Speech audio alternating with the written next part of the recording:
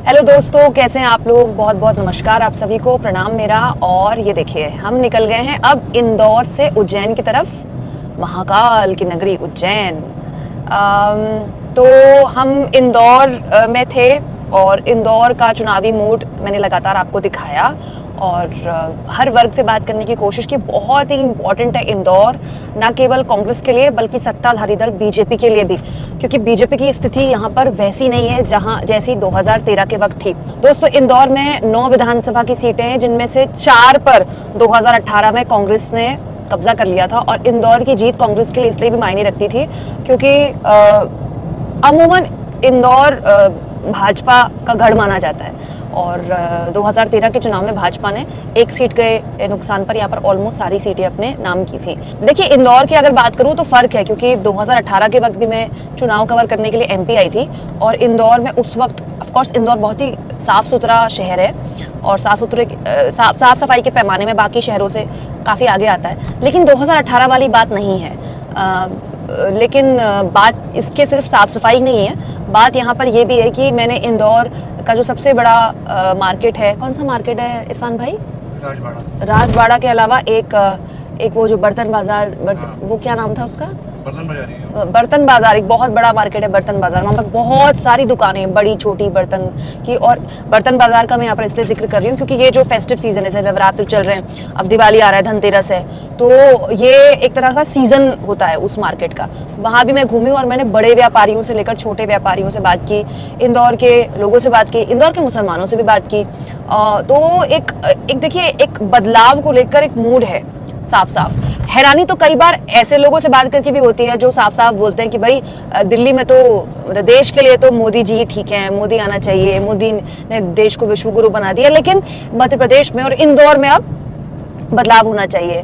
इंदौर एक सीट से कैलाश विजयवर्गीय को बीजेपी ने उतारा है। कैलाश विजयवर्गीय का इंदौर में अच्छा खासा नाम है क्योंकि अपने दौर में वो यहाँ मेयर रहे हैं, लोग उनके काम को याद करते हैं जब उन्हें याद करते हैं तो। लेकिन क्या वाकई में इंदौर में स्थिति बीजेपी की इतनी खराब हो गई कि उन्हें कैलाश विजयवर्गीय को उतारना पड़ गया? इसका जवाब आपको इंदौर की सड़कों में घूम के मिलता है। और क्या 2018 जैसा कुछ कांग्रेस यहाँ रिपीट कर पाएगी या अपनी हारी हुई सीटें बीजेपी दोबारा जीत पाएगी? खैर, ये तो भविष्य के गर्व में है, लेकिन आसान नहीं है बीजेपी के लिए।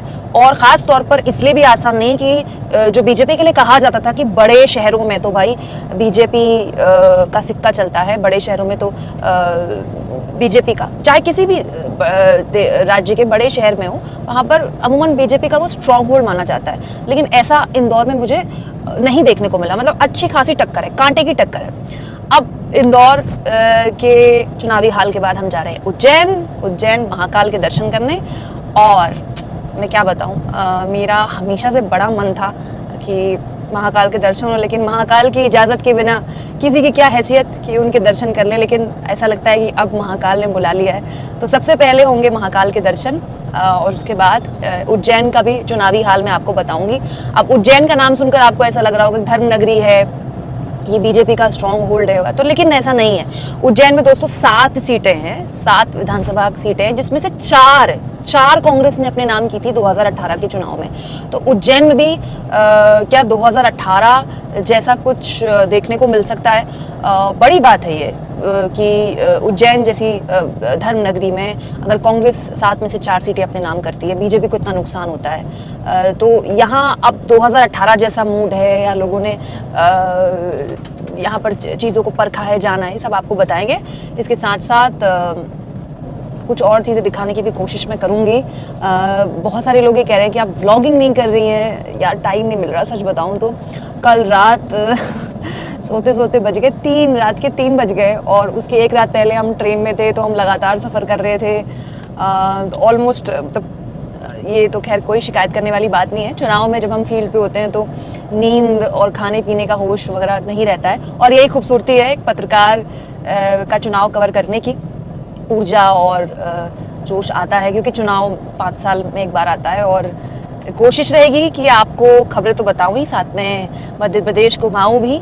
फिलहाल हम जा रहे हैं उज्जैन, उम्मीद है जल्दी पहुंच जाएंगे। 19 किलोमीटर लिखा हुआ है। सबसे पहले महाकाल के दर्शन करेंगे। उसके बाद उज्जैन का चुनावी हाल भी मैं आपको बताने की कोशिश करूंगी।